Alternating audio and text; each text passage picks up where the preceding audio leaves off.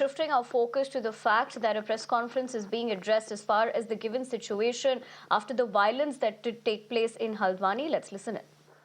हटा दिया जाएगा। ये बिल्कुल क्लियर इंस्ट्रक्शंस संबंधितों को 30 तारीख को दे दिए गए थे।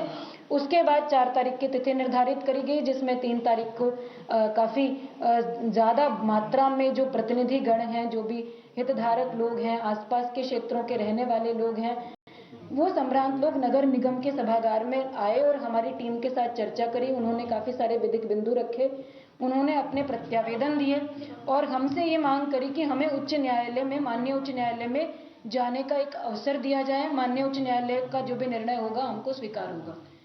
उसके बावजूद जब हमने समय नहीं दिया, क्योंकि हम ऑलरेडी समय दे चुके थे, तो हमारी जो रात को फ्लैग मार्च की कार्रवाई हुई, फोर्सेस वहां पहुंची अगले दिन के डिमोलिशन ड्राइव के लिए, तो उनके द्वारा कुछ डॉक्यूमेंट्स प्रस्तुत करे गए, जिसमें एक 2007 का एक ऑर्डर था। 2007 में माननीय उच्च न्यायालय के द्वारा जिलाधिकारी नैनीताल को एक ऑर्डर किए गए थे किसी प्रार्थना पत्र के डिस्पोजल के लिए पर्टिकुलर परिसंपत्ति के संबंध में। उसका जब हम लोगों को वो कागज रिसीव हुआ, तो उस कागज की, उस आदेश की सैंक्टिटी को सुरक्षित रखते हुए, उसका सम्मान करते हुए हमारे द्वारा अपने कार्यालय से उसकी पत्रावली ट्रेस कराई गई और ये वेरीफाई किया गया कि इसका डिस्पोजल क्या 2007 से लेकर 2024 तक किया गया या नहीं किया गया। उसका डिस्पोजल की जब विधिक स्थिति स्पष्ट नहीं हुई, तो जल्दबाजी में डिमोलिशन ड्राइव ना करके उसको उस दिन रोक दिया गया, ताकि संबंधित पक्षों को वैधानिक कार्रवाई करने का पर्याप्त अवसर दिया जा सके। किसी भी प्रकार की जल्दबाजी में ऐसी कोई कार्रवाई ना हो जो विधि विरुद्ध हो या लीगल प्रोसेस अपनाकर ना करी जाए। ये हमने एक्टिविटी को रोका गया। मदरसा जिसको कहा जा रहा है, उस भवन को सील कर दिया गया। सभी की सहमति ली गई। वो हमारे पोजीशन में था, नगर निगम के एडमिनिस्ट्रेशन के पोजीशन में था। पीएसी वहां पर पोस्टेड थी। किसी भी व्यक्ति का उसमें कोई अहित होने की संभावना नहीं थी। कोई उसके अंदर रह नहीं रहा था, कोई बेघर नहीं हो रहा था, किसी का घर, आवास स्थान उसमें इन्वॉल्व नहीं था। That was a structure which was illegal. और उसको डिमोलिश करने से पहले जितनी भी विधिक प्रक्रियाएं हो सकती हैं वो पूर्ण करी गई।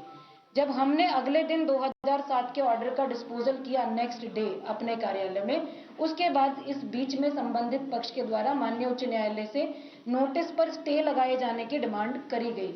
माननीय उच्च न्यायालय ने 2 दिन सुनवाई करी और दूसरे दिन सुनवाई में ये निर्देश दिए कि जो याचिकाकर्ता पक्ष है उनको किसी भी प्रकार की राहत दिए जाने से मना कर दिया गया। जो हम लोगों को जो माननीय उच्च न्यायालय से हमारा कम्युनिकेशन का माध्यम होता है अपने सरकारी एडवोकेट्स के थ्रू, उनके थ्रू कम्युनिकेट हुआ प्रॉपर इन राइटिंग के ओरल ऑर्डर्स में किसी भी प्रकार का रिलीफ संबंधित पक्षों को माननीय उच्च न्यायालय के द्वारा नहीं दिया गया है।